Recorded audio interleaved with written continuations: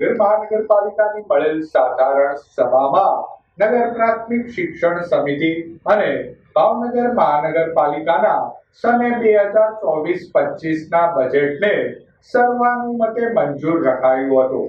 આ સામાન્ય સભામાં સભ્ય શ્રી ઉપેન્દ્રસિંહ ચુડાસમા,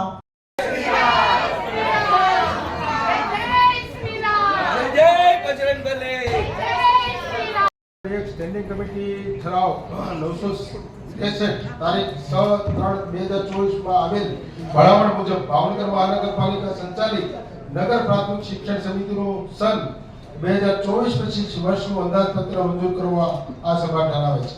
આ પાલિકા સભાગૃહ ખાતે મેયર ભરતભાઈ બારડના અધ્યક્ષસ્થાને મળેલ સાધારણ સભામાં નગર પ્રાથમિક શિક્ષણ સમિતિ અને ભાવનગર મહાનગરપાલિકાના સામાન્ય બજેટને રજૂ કરાયું હતું।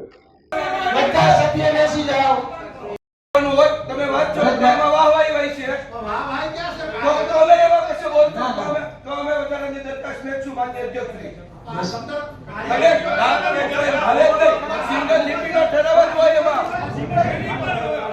મારો છે આચાર સાહેબનો બંધ છે માન્ય અધ્યક્ષ એ ન આવે એ ન આવો કે બાત છે એમને બાત રચના કરવાની 2024 અંગેની આચાર સંહિતા અમલમાં હોવાથી આગામી લોકસભા ચૂંટણીને અનુલક્ષી આચાર સંહિતા અમલી હોય બજેટને ચર્ચા વગર સર્વાનુમતે મંજૂર રખાયું હતું।